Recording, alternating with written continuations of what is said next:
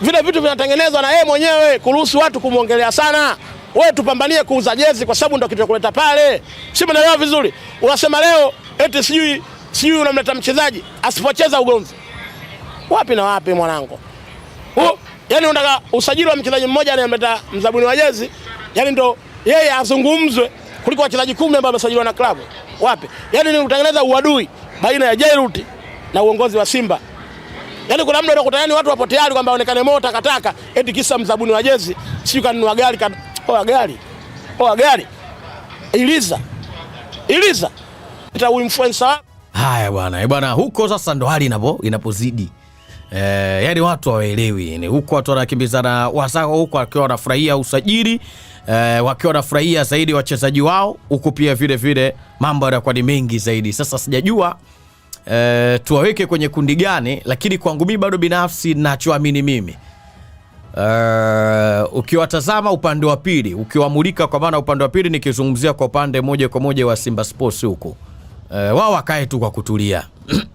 Naposema kwa upande wa Simba Sports huko wakae kwa kutulia, nikiwa na maana ya kwamba wanapaswa kuhakikisha kwamba wao wanaipambania zaidi timu. Hicho ndio kitu ambacho ni kizuri sana, ambacho kimsingi wanapaswa zaidi kuweza kukifanya kwa sasa hivi kwa upande moja kwa moja wa Simba Sports Club. Wao watulie, waipambanie zaidi timu. Lakini mkienda kwa design hiyo, huyu sijui anampiga madongo, huyu sijui imekuwa hivi, huyu sijui imekuwa hivi, mwisho wa siku mtakuja kujikuta ya kwamba kuna mnachokitengeneza kwenye timu, mnatengeneza migogoro. Na sasa hivi ishaonekana kuna pande mbili pale. Kuna pande ambayo moja kwa moja inampembea tajiri, kwa maana mzabuni, ambao wanataka mzabuni moja kwa moja aendelee kuipigania zaidi timu, sawa, kwa maana kwamba apewe airtime. Alafu pia vile kuna upande unasimama moja kwa moja na mwenyekiti, kwa maana Mangungu. Hilo ni jambo la kwanza.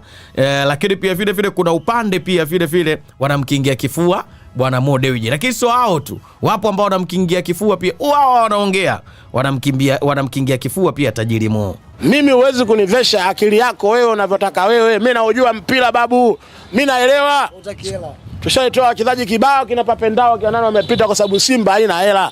Kwa hiyo cha msingi kama tumekosea kwa Dombia, labda sio mchezaji mzuri, kwani wakina Mugaru, akina Bwalia, au kizungumzia maplayer wote wakali ambao Simba walikuwepo, kwani aliwaleta nani? Kwani tajiri kashindwa kuwaleta? Labda jicho la hao mascout ambao bosi anawapa hela kwenda kusajili, kuna muda ndio hivyo wanaingia kanyaboya. Si mnaelewa? Wanatoa hela. Wanakuja bure wale. Lile benchi la Simba la Steve Barker kulibakiza pale. Nafikiri jambo la hisi lile. Au fikiri kuna vilabu vingapi wanalitaka lile benchi? Kwa hiyo mimi nikwambie tu, kama kuna namna mascout wa Simba wanachukua hela kwa tajiri, wanasababisha mizozo. Unapochukua hela kwa bosi kwenda kufanya usajili, kafanya usajili wenye mantiki. Kupunguza hizi kelele timu ishinde. Kwa hiyo mimi niwaambie tu, mimi bwana namheshimu tajiri, namheshimu Jairuti, lakini bado hajanishawishi kwamba ni mtu sahihi leo tumwambie eti yetu mkabidhi klabu. Nakwambia tena, kuna kina Vunja Bei, kuna kina Sunderland, wote walikuwa wanauza jezi. Kuna utofauti. Mbona Yanga wasemi tumpe timu Abbas Talimba na Sport Pesa yake? Kwa sababu gani? Sanatia hela yule. Mbona hataki?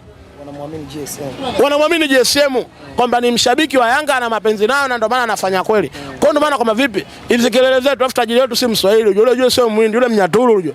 Alikuwa mbunge Singida yule. Kwa anawasikiliza, afu watu wengine wanaongea tu, afu mwenyewe anawashangaa ametoka wapi. Si unajua kwamba mpira hutaki hivyo. Mimi nakwambia ukweli.